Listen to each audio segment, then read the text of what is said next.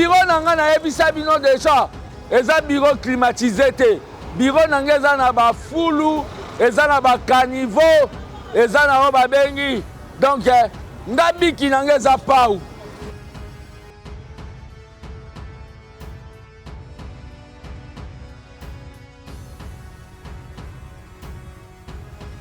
Nane sengo mingi lelo kobimisa na public o babengi les 10 commandements y'assainissement.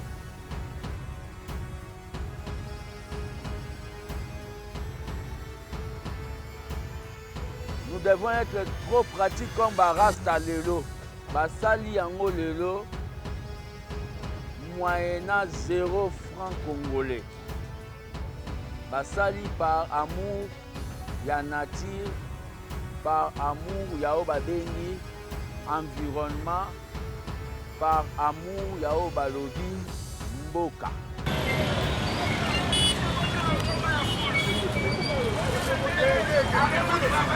Bala na ngai ya liboso mpona mwana barasta basala mosala boye kitoko na de bonhomme banda de bonhomme bandi tomona bato basala mosala shosho lokola barasta te na félicité fils mukoko amwana de bonhomme eloko oyo akanisi oyo ase précision makasi eloko ekontinue kotika yango te batambola bacommune nyonso tu batikalaka na de bonhomme te batambola bacommune nyonso tu.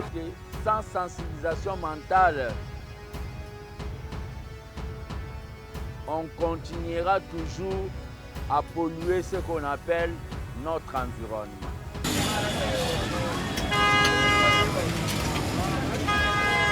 Ça n'est pas même 10 minutes avec Barasta. Botala bangomba ba plastique. Tomite ya biso moko na communauté Rasta. Parce que ici Rasta ils allaient vraiment devoir na biso. Tout le monde a tenté, tu as vraiment interpellé à chaque fois. C'est tout le monde salité, tout le monde mboka ça bopetoté et puis ça biso passe. Yangona tu allais na volonté wana ya lo mukaka tongo ya mukula samedi pour na kosangana isika moko songolo pakala pour to sala salongo. Ce sont des plastiques. Oh yo bois caca. Après comment le bâti chasse ses salité. Yo maman nendo qui chasse. Bien. Donc c'est kana biloko na simabo. Azate. Lelo to sa pamba me boye balobi bo ba dofuta ba manda. Mboka ezangi discipline ya mboka te. Lelo to sa ya pamba bozo sepela. Bozo sepela bino ba patron.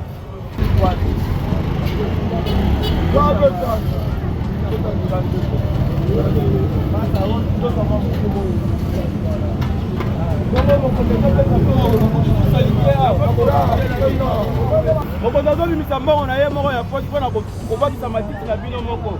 Bino bozoteka biloko bozotya salite ata solo wana bozoyoka yango te. Bala nsima so bakuti yango susu boye toye contrôle bakointerpele bino na leta bokofuta bamanda makasi mpona biloko bozobwaka. Tokosepela tomona biloko babote na balabala.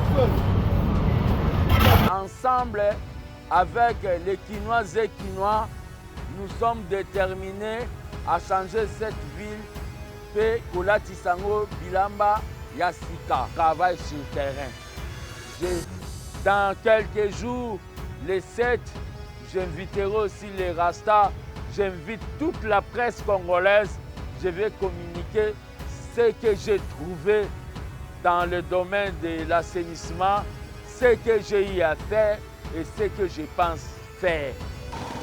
Jésus ne descendra pas au Congo pour balayer, pour faire la propriété au Congo, na place na biso ba Congolais. Donc ça c'est vrai. Nous devons nous-mêmes nous prendre en charge. Ndenge Etienne Tshisekedi alobaki prenez-vous en charge. Et loko barasta bazo sala lelo.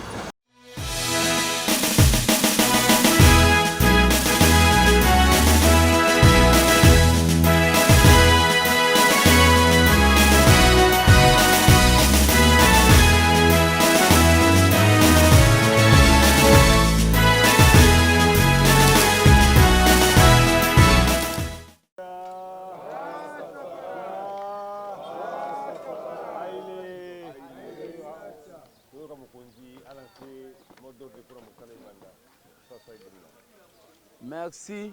Na kombo Yao Babengi, le premier Quinois, Félix Tshisekedi, Chilombo, Antoine.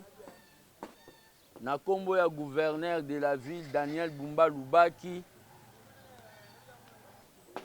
Lelo, na cadre ya régie d'assainissement de Kinshasa, Raskin, Kinshasa Ezobonga, Barasta ya Congo, collectif ya Barasta ya Kinshasa, baye kosala o babengi acte volontaire ya Salongo, acte volontaire, acte patriotique ya Salongo. Vraiment, ba remerciement belé, basali yango lelo moyennant 0 franc congolais. Basali par amour ya nature, par amour ya o babengi environnement, par amour ya o balobi mboka. Moto na moto abongisa ezali habitude oyo Congolais moko na moko asengeli azala nango na mentalité. C'est pour cela na o babengi ba première o babengi chantier nanga l'air nazalaki nommé directeur technique.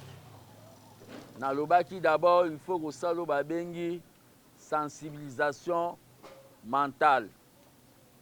Sensibilisation mentale parce que sans sensibilisation mentale, on continuera toujours à polluer ce qu'on appelle notre environnement. Naane sengo mingi lelo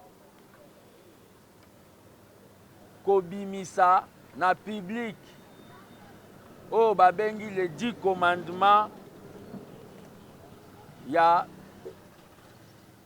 assainissement. Les 10 commandements ya Kinshasa Ezobonga. Yes, Premier commandement, tu aimeras Kinshasa plus que toutes les villes du monde. Yes,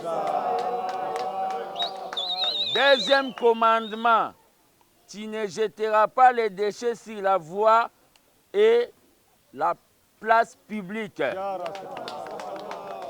Troisième commandement, tu ne laisseras pas ton prochain jeter les déchets sur la voie sans l'interpeller et en lui disant c'est mauvais.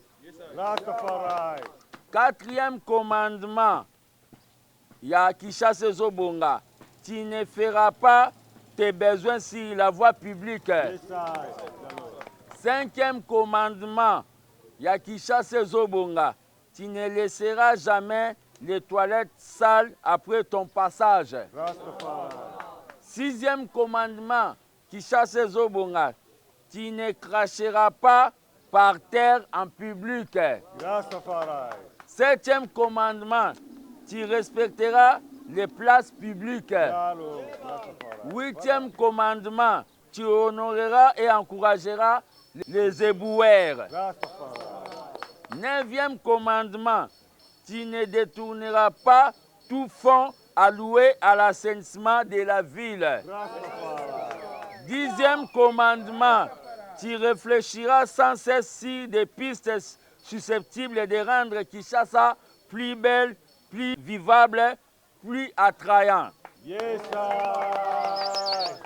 vraiment. C'est-à-dire, nous allons continuer à vulgariser les 10 commandements ya Kinshasa Ezobonga. Toko vulgariser ngo na balang na biso, na Lingala, na Kikongo, na Chiluba, pe na Swahili.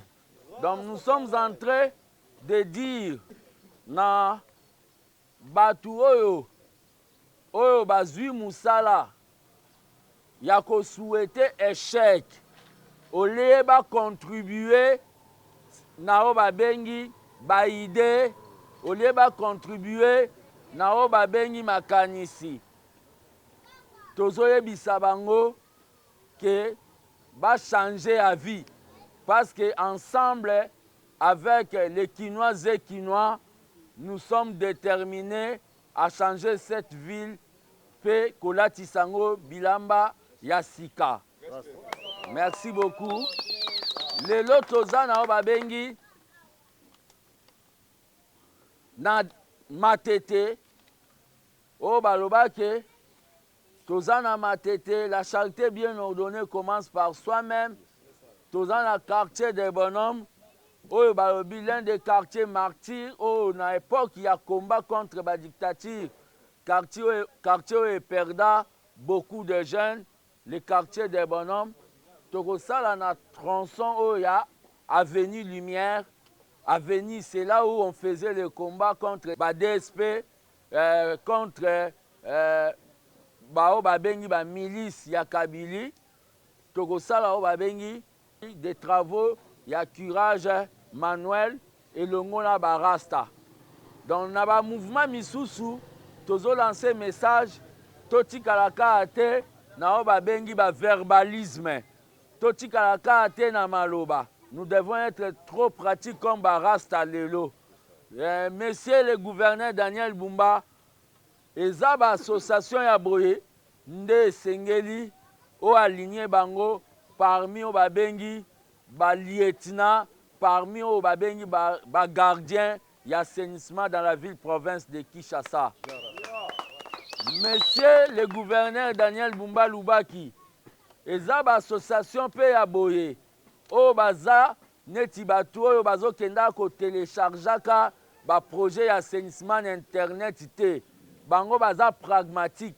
Bango nde okoki ko fongolela bango porte na tina ete bakota na etumba oyo toza nango ya assainissement.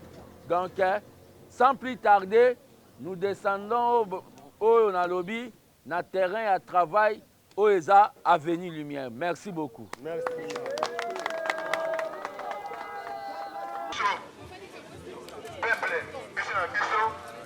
Moyen de Bunda, pour une position en ville propre. Totika, Koboka, Bosso de Angela. Totika, Koboka, Bosso de la Carnifo. Yango, les hommes, accéder belé.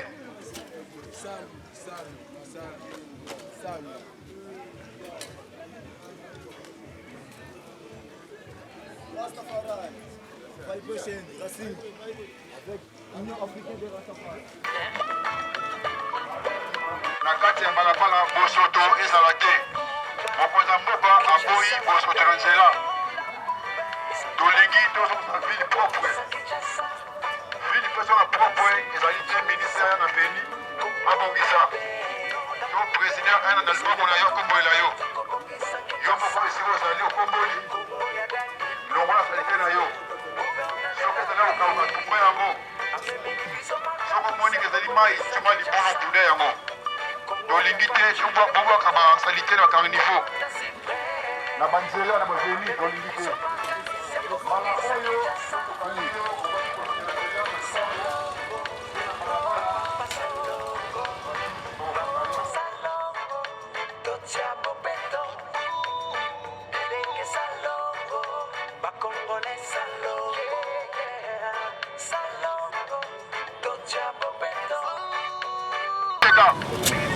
avant bosa partir na bino bokombola nano so bokomboli te ezali bokoki biloko ya leka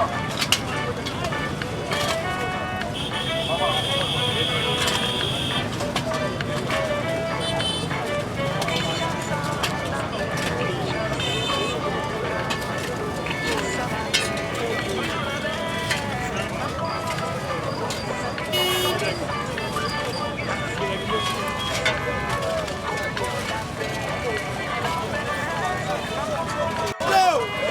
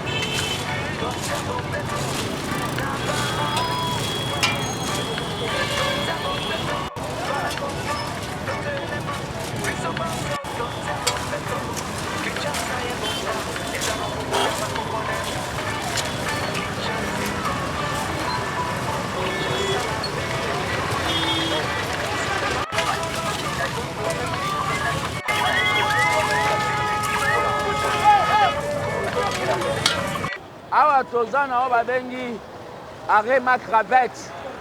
Tosali pas même 10 minutes avec barasta. Botala bangomba ya ba plastique. Tomite ya biso moko. Pas même 10 minutes ya lancement ya oyo babengi Kinshasa ezobonga. Pas même 10 minutes. Botala bangomba. Botala maboke ya. Donc c'est ça.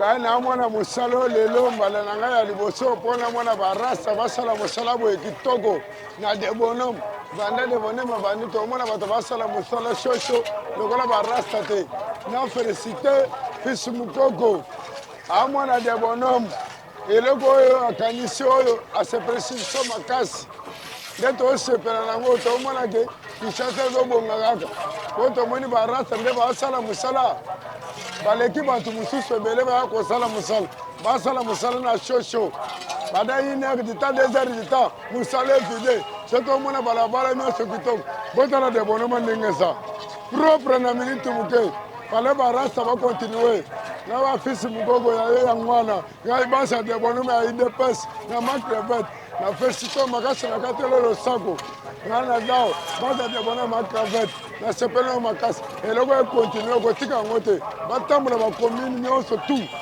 batikalaka na de bonoma te batambola bakomini nyonso tu na félicité yo eza mapambolo babe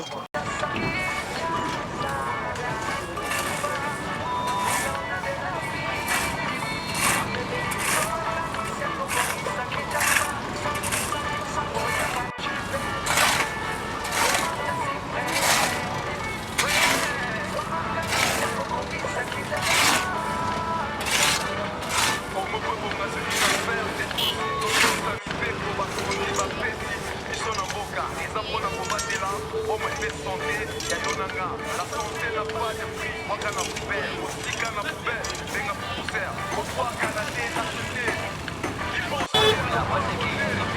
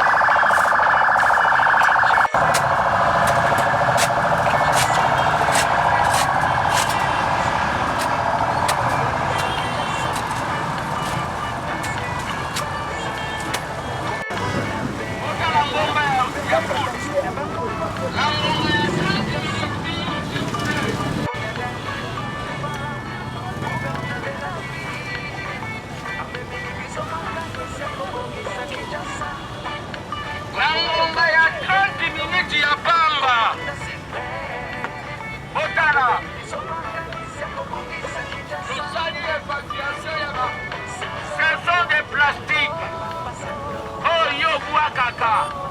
Après, comme on l'a Kinshasa, c'est la salité. Yo maman ndoki ya Kinshasa. Yo maman ndoki ya Kinshasa, s'il vous plaît. Pas même 30 minutes. Bota la bomba. Y'a pas plastique.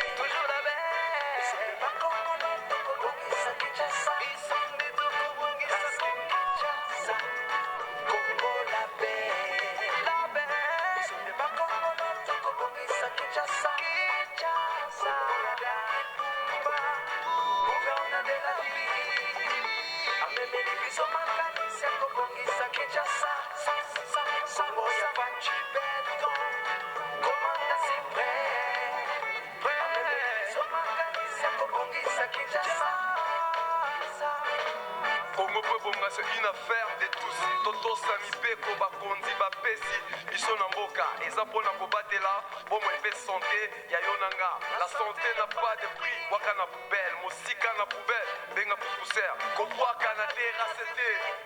Liboso ya lopango te. Bosoto na balabala te. Ekomemela yo maladie.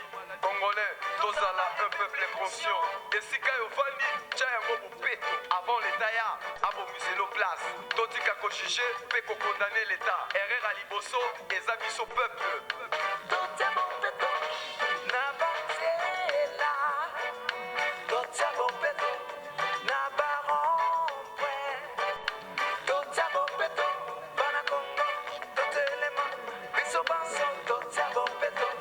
Kinshasa ye bonga, eza lokumu ya ba Congolais. Kinshasa Congo, Kinshasa la paix, non la poubelle. Ils sont de ba Congolais, donc au Kinshasa, Kinshasa,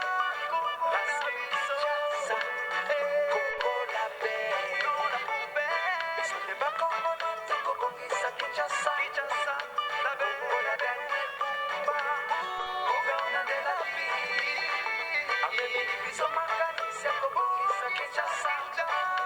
Congo ya fachi beton, komanda si prêt. Amemi biso makani se kobongisa Kinshasa.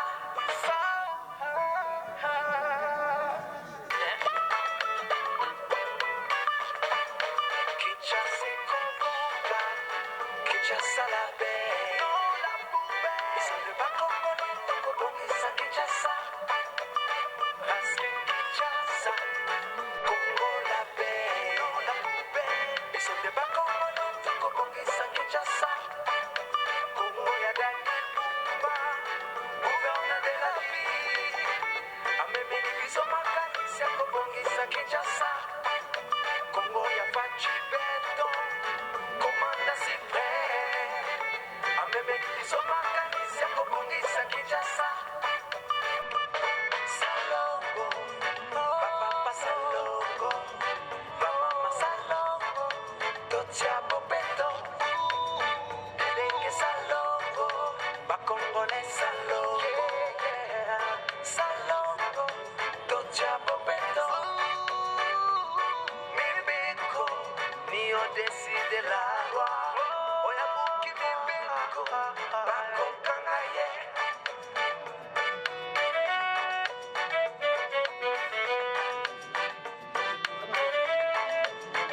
Kinshasa la paix, Kinshasa Congo, Kinshasa la paix, toujours la paix.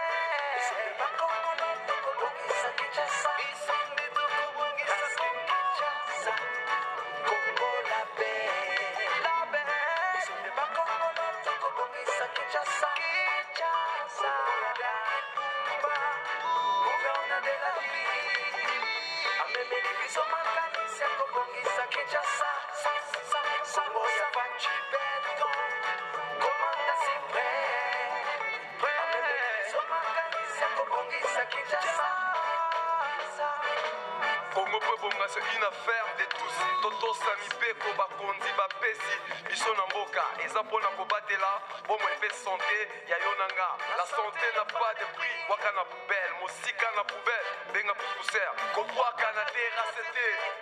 Liboso ya lopango te. Osoto na balabala te. Ekomemela yo maladie. Congolais, tozala un peuple conscient.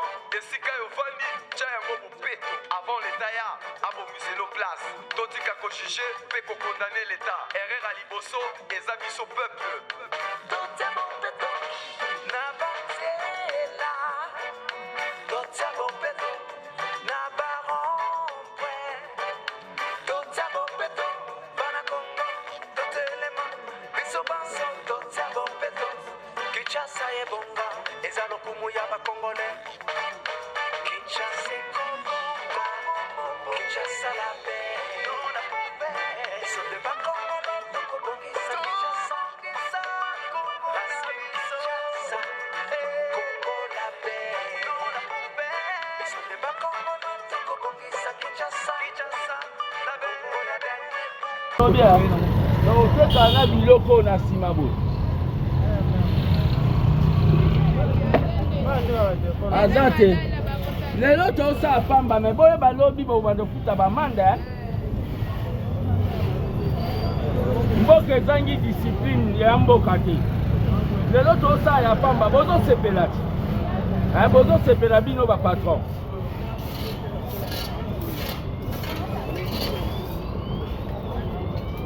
Oyo ya kindoki te oyo vraiment beau.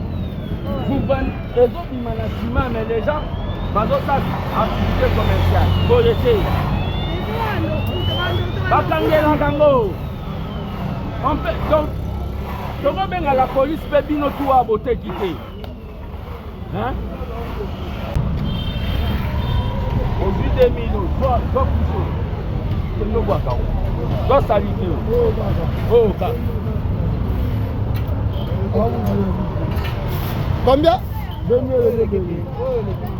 Soko komi kuna na 6e eri olobi kombo ya ngai fils mukoko opesa baoka 500 nalobi opesa baoka 500 okomprendre okangi kombo na nga nani yo bosani elongi na nga donc soko komi otazombongo na mokonzi azoloba zombongo na zoboya mpona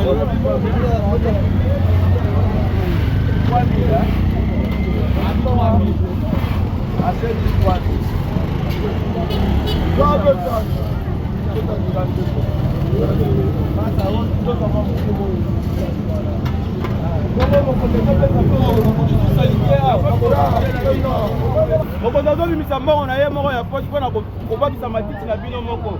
Bino bozoteka biloko bozotya salite ata solo wana bozoyoka yango te. Bana nsima to bakuti yango susu boye toye contrôle bakointerpele bino na leta bokofuta bamanda makasi mpona biloko bozobwaka. Tokosepela tomona biloko ya bote na balabala.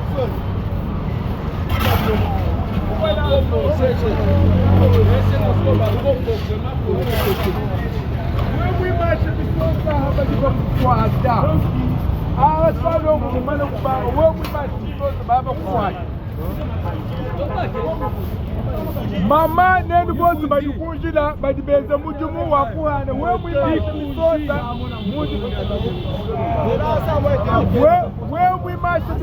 mujila gouverneur ditunga dijimandimane kwakula bwani propre article 13 la propriété boba kuete we mwimasha kisosa mwimasha tubudivo mujila badiba kukwata mama waji ubweji kuloku bwakwimasha bisosa mujila bwa leta to umvai mushindu mwana yetu wakulu jeunesse tozolobela jeunesse lelo za samedi salongo tali kanisia salongo chaque samedi salongo na mutu na yo omoni bino moko bomoni barasta musala basala sasa kata ville de Kinshasa o barasta basala ante mais barasta bala exemplaire nanu bango moko basala salongo ya ville de Kinshasa to biso nyonso bana kin to bongsande babalabala na biso.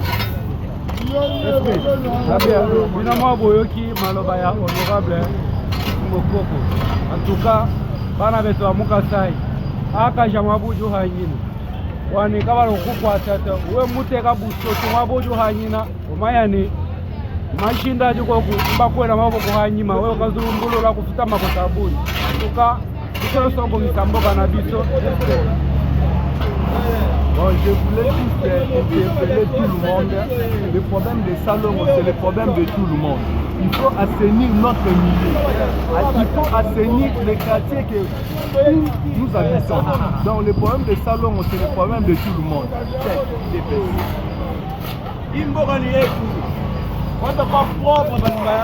Chaque samedi, Monsieur le Président Fathi Berton Siona, ndenge biso ba kombata to bengaka abandi salon au liboso ya cité de Loya. Mama Jidi Tuluka abandi salon au bisika ya résidence nae. Chaque ministre na commune oya vanda abandi salongo. Ba député o ba bengi nationaux babandi salongo na ba circonscription électorale na bango. Toyeko kita na ba député provinciaux, gouverneur Daniel Bumba na vice-gouverneur Edi babandi salongo na bakwen na bango, ba député provinciaux na bakwen na bango, ba bourgmestre pe batiki o babenga bureaucratie. Donc ba bourgmestre pe so batiki o babengi bureau climatisé, babandi salongo na ba commune na bango, ba chef du quartier, ba chef de riz. Boromona et l'euro tout le monde impossible et comme possible qui chasse les obunga.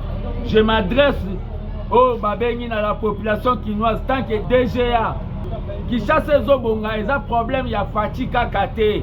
Fathi voya comme melo liboso portanda kuna ote. Qui chasse les obunga, ils ont problème, il y a bisonio tozongisa o babengi slogan ya la moto na moto azobongisa mais to tchango en pratique. Salon il fait zalao babengi culture na biso. Tozo envier ba ville neti ba pays neti ba Ghana. Tozo envier ba pays neti ba Sénégal. Oh so d'abord là olobarake na kendaki na tel pays. Yangwana na ye otangela bino o nazo benga 10 commandements. 10 commandements ya Kinshasa ezobonga. C'est-à-dire o eza 10 commandements qui nyonso ifasa nango. Premier commandement, tu aimeras Kinshasa plus que toutes les villes du monde. Okolinga Kinshasa koleka ba ville koleka na Paris. Voilà premier commandement. Deuxième commandement, tu ne jetteras pas les déchets sur la voie publique et place publique. Okoboa ka kilité ba déchets to salité na place publique. Troisième commandement, tu ne laisseras pas ton prochain jeter des déchets sur la voie publique sans l'interpeller. Okotika mututa boaka plastique mulangi sans yebise ndeko sa boete. Waneza babengi troisième commandement. Quatrième commandement, tu ne feras pas de tes besoins sur la voie publique. Okoyato suba na balabala epekisami. Waneza ba commandement ya Kinshasa zobonga. Cinquième commandement, tu ne laisseras jamais les toilettes sales après ton passage. Ezate ke okoti na zongo ike oneni après obwaki maite mutu mususu ya komona o balobi bombe oyo tikaki. Sixième commandement, tu ne cracheras pas par terre en public. Ko ozu cracha non na boulevard. Bongote. Septième commandement, tu respecteras les places publiques. Ba parking o ezaneti na ba limité, be changer à limité. Babisika wana, ba place des évolués, il faut les protéger. Tu honoreras et tu encourageras les évoyeurs. Wana septième commandement. Bato ba osala musala ya Kinshasa ezobonga.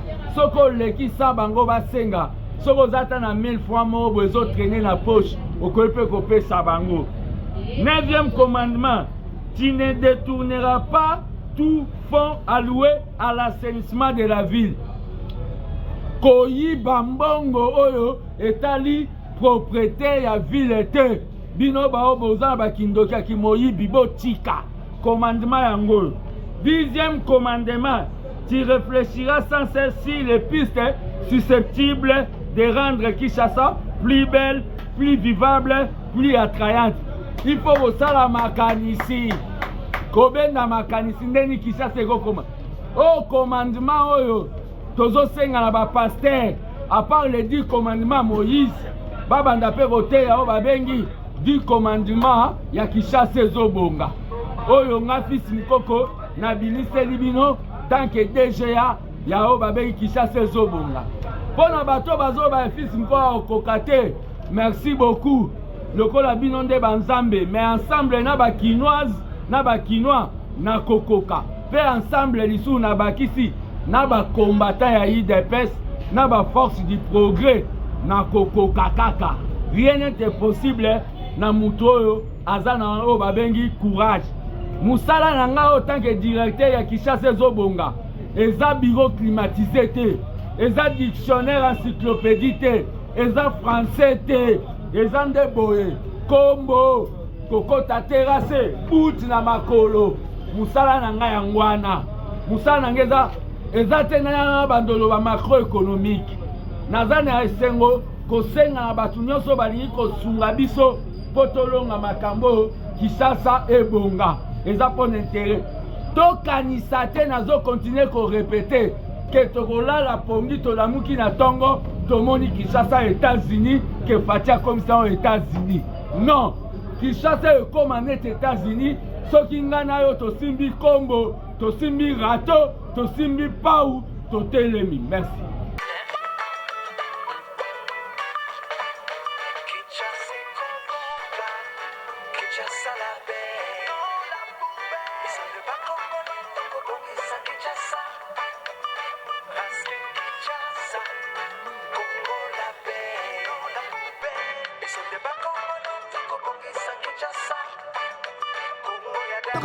Mais bien il faut s'impliquer.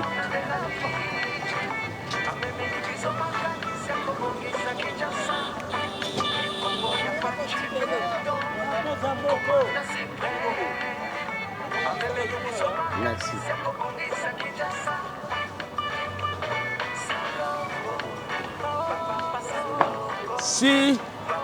Si na Congo autorité nyonso politique ou a eu fonction d'État à se comporter na mentalité oyo Che Varazalaga nango na niveau ya Cuba ya kokata bilanga ya ko travailler ce autorité a monique responsabilité d'État au bapesi eza charge eza privilège te nation pe l'État congolais et changer.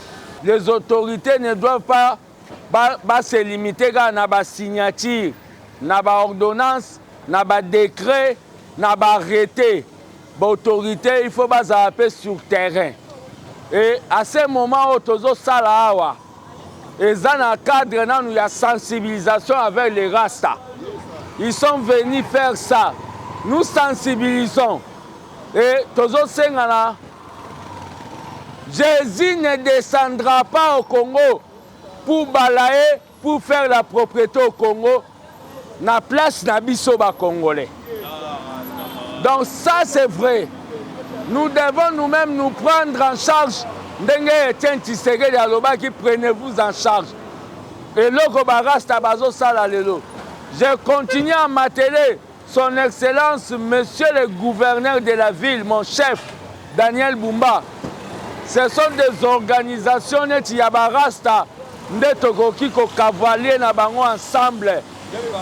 Donc ba organisation misusu lucratif o bazoya na cadre bazwa mbongo ya l'État o etali assainissement po bakende basomba ba jeep basombela basi na ba kabelo batonga ba immeuble na mbongo ya l'État. On doit les balayer. Vaut mieux tozwa ba organisme neti ya barasta oyo nga na vandaki na obike lelo samedi na sala raté ba ebsinga non bima tokende tosala salongo. C'est pour cela tozana noa na o babengi commune pilote ya Matete na cadre tosala o babengi première pierre ya o babengi ya kozongisa mentalité ya salongo. Donc vous voyez vous-même, dans laps de temps, merci. Donc, Le fait que nous sommes en train de travailler, nous sommes aussi en train, ouais, Tozali, Bangonde Banani, Tobanga Bango. Le fait que nous sommes en train de travailler, nous sommes aussi en train de sensibiliser la population. Les bisoto au sala, et ça la paix Batumusu Soba, Bazo Sala Testoni, et ça boyete. Les bisoto au sala, et ça la sonité, et ça boyete. Tozo senga na bango, baya tokota. Bokanisa te par baguette magique que fils Mukoko a comme ça Kinshasa Bopeto. Non. Et ça par la sensibilisation, par l'implication de vous tous, par l'implication des églises, par l'implication des associations de jeunes, et par l'implication de les mouvements associatifs, par l'implication de la communauté congolaise. Donc, bureau nanga na ebisa bino déjà, eza bureau climatisé te. Bureau nanga eza na ba fulu, eza na ba caniveau, eza na ba bengi. Donc, nga biki nanga eza pau. Biki nanga eza pau. Donc, biki nanga eza pau, kaye nanga eza râteau. Donc, ardoise nanga eza combo. Donc, botika koyela mamba dictionnaire, ainsi de suite. On n'est pas là. Laissez-nous le temps, vous allez voir avec Daniel Bumba. Ndenge Kinshasa Zobonga. Daniel Bumba, Barasta Bangoyo, Baza prêt. On est là. Tiens! Merci.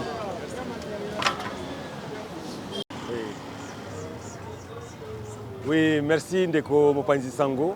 Biso Union africaine des Rastafari en RDC, IAR bar RDC en sigle. Lelo tokitaki na terrain, na matete, plus précisément na quartier des bonhommes, na entrée des bonhommes, pour assainir na cadre ya salongo ya mokolo na mokolo. Lelo bokola samedi, tosanganaki na Ndeko mwana mboka fils Mukoko, DGA ya Raskin, ya réseau ya assainissement Kinshasa, na tina ya kosala lancement moko officiel na kati ya libala oyo tosali entre Raskin na communauté Rasta. Parce que biso ba Rasta ezali vraiment devoir na biso. Tout le monde a tenté, tu as vraiment interpellé à chaque fois. C'est tout le monde salité, tout le monde mboka eza bopetote et puis ça biso passe. Yangona tozali na volonté wana ya lomukaka tongo ya mokolai samedi pour na kosangana esika moko songolo pakala pour tosala salongo. Lelo tosanganaki na Ndeko fils Mukoko mwana mboka DGA ya Raskin pour na lancer officiellement campagne ya Kinshasa ezobonga. Avec Daniel Bumba mwana mboka gouverneur de la ville, biso barasta totie nyonso ba batterie nyonso marche. Totie ba force na biso nyonso ba énergie na biso nyonso tchango anje. Totie volonté na biso nyonso participative anje. Soki penza ba konza mboka ba yoki biso ba pesa biso kaka matériel. Ba pesa biso mo ba subvention pour na to meka kosala apport na biso total na makambo tali assainissement na ville ya Kinshasa. Mais en même temps, tant que ça l'assainissement on a biso to ba to kosuka na assainissement te. Mais to ça l'assainissement en même temps là qu'on sensibiliser population quinoise, population congolaise pour na likambo tali implication na salubrité. Parce que salubrité eza likambo ya ba cantonné kaka te. Eza likambo ya ba tout travaux kaka te. Eza likambo ya congolais nyonso, eza likambo ya quinois nyonso. Tant que bazobenga Kinshasa mboka ya salité, et que ke biso ba quinois nde ba toujours salité. Eza Kinshasa te. C'est pourquoi likambo ya salité to propre eza likambo ya culture, eza likambo ya comportement. Biso tous invité population congolaise en général, population quinoise en particulier, va s'imprégner dans la culture de la propreté. Parce que y a une valeur. Parce que la propreté est une valeur. Salité manque de valeur. Il y a une salité. Donc moi, tout ce que je peux dire en tant que secrétaire général de l'organisation Rasta, j'invite la population de se joindre à notre acte. Parce que l'acte est un acte de bravoure, un acte de bénévole, un acte de volontariat pour la souci en Boka. Nous invitons donc que tout le monde se prenne de ces soucis pour que Mboka Nabiso est bonga. Parce que le gouverneur de la ville, à lui seul, il ne saura pas le faire. Les chargés, les directeurs généraux adjoints Daniel Moukoko avec toute cette volonté, mais à Kokokarate. Il faut qu'il y ait l'implication à Moutou Nyoso, il y a Ngaï, il y a Yo, il y a Yé, il y a Bisso Nyoso pour que toi assainir ville Nabiso. Je vous remercie. Ciao Rastafari. Ciao Rastafari.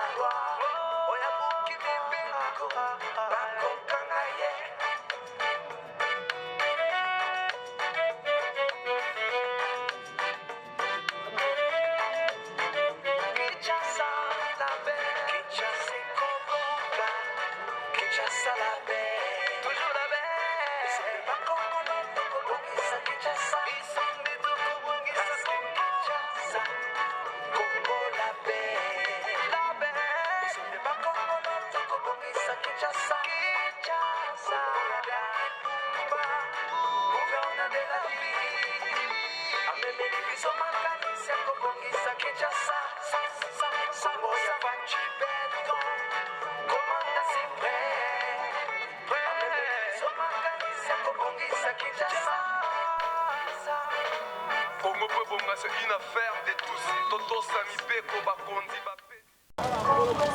Tokomo koma na suka ya musala na biso. Donc awa e atege tosali musala tobombi yango provision te. Na baraste eza tosali oyo musala oyo tobandi première pierre ya lancement ya salongo citoyen. Tosali musala na barasta oyo siko tozosala évacuation. Évacuation directe toomema ngo mbala moko na moment oyo ndenge ezali en attendant tokomande batricycle en attendant tosala boye tokoki kosala mpe oyo babengi mayele oyo babengi ya biso moko soki toke na chani métal tosalisi au moins 10 000 pusu ekopermettre déjà na ville ya Kinshasa ezala na oyo babengi poussière de la ville d'assainissement. Hein? Ça ne sert à rien de critiquer et d'être patron. C'est ça. Maman Ewana Zobi na ndenge Kinshasa ekobonga. Kinshasa ekobonga maman. Merci beaucoup Nzamba pambola yo maman.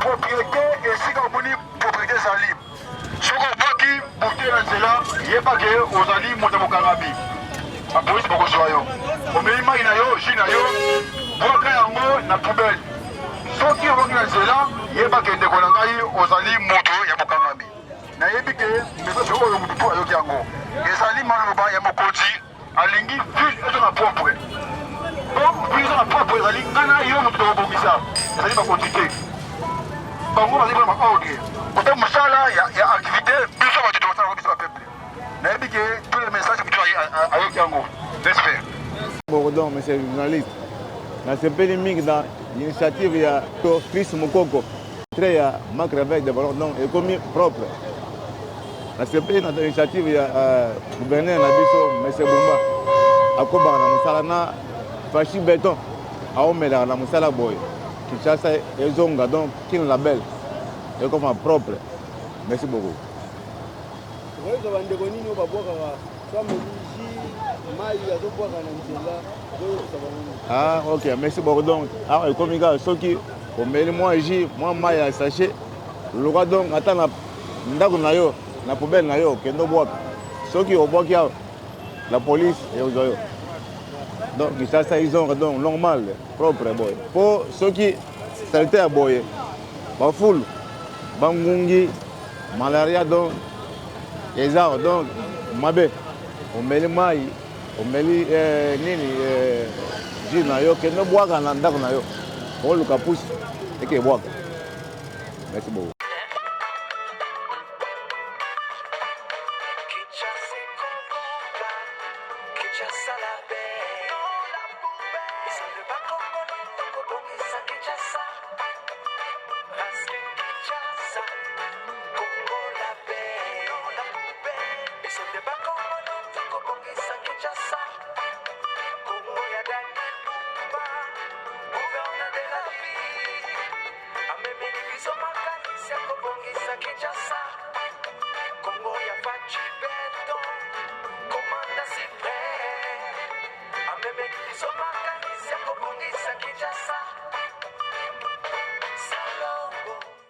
Kombo ya mokonzi ya mboka Fachi Béton na kombo ya première dame Maman Denise Nyakero Tshisekedi.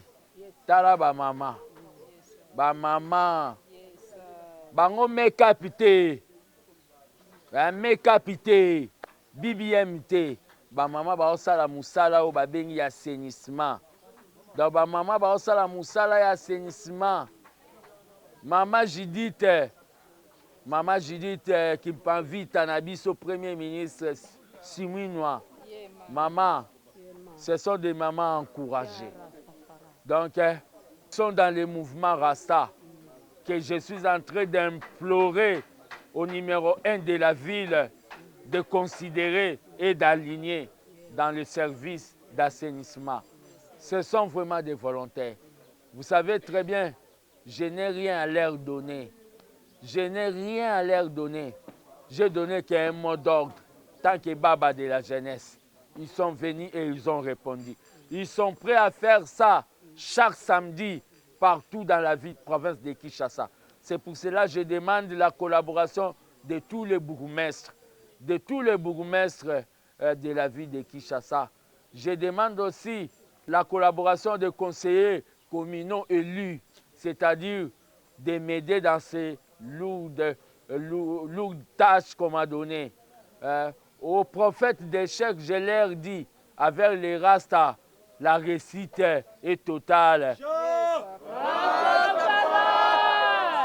Donc, je suis en train de chercher des volontaires. Je n'ai pas besoin de gens qui sont là pour analyser, qui sont là pour dire qu'il va échouer. Quand Fils Mouko va échouer, c'est tout Kinshasa qui va échouer. Il ne faut pas être démon de ta propre ville. Nous sommes convaincus, avec la volonté, l'implication de tout le monde, nous allons atterrir à une ville très propre, à une ville assainie, à une ville dont on va comparer avec Dakar, dont on va comparer avec Accra, dont on va comparer avec Tunis. Donc, le gouverneur de la ville, ce n'est pas un mouvement de mallettes, c'est un mouvement de gens qui travaillent sur le terrain. Dans quelques jours, les 7, j'inviterai aussi les Rastas, j'invite toute la presse congolaise, je vais communiquer ce que j'ai trouvé dans le domaine de l'assainissement, ce que j'ai eu à faire et ce que je pense faire. Donc, je vais faire l'état des lieux et vous allez me juger. Donc, dans les 100 jours, je continue à tendre ma main, à dire ouvertement à toutes les églises, on ne doit pas se limiter seulement à l'évangile. Je félicite le prophète Condé de l'église Liloba. Je félicite aussi pasteur Marcelo. Je demande aux autres pasteurs, aux musulmans, que nous devons tous nous impliquer et je sensibilise encore les gens sur les 10 commandements de Kinshasa Zobonga que je suis en train de vous lire, qu'on commencera à distribuer en format de dépliants. Les 10 commandements Kinshasa Zobonga. Premier commandement, tu aimeras Kinshasa plus que toutes les villes du monde. Yes, tu ne jetteras pas les déchets sur la voie publique. Yes, tu ne laisseras pas ton prochain jeter les déchets sur la voie sans l'interpeller. Quatrième commandement, tu ne feras pas tes besoins sur la voie publique.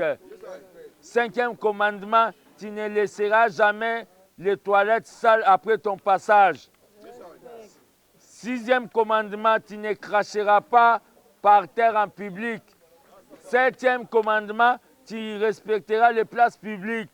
Huitième commandement, tu honoreras et encourageras les éboueurs comme les Rastas qui sont ici. Neuvième commandement, tu ne détourneras pas tout fonds alloué à l'assainissement de la ville. Bobanga koyiba mbongo ya Kinshasa Zobonga.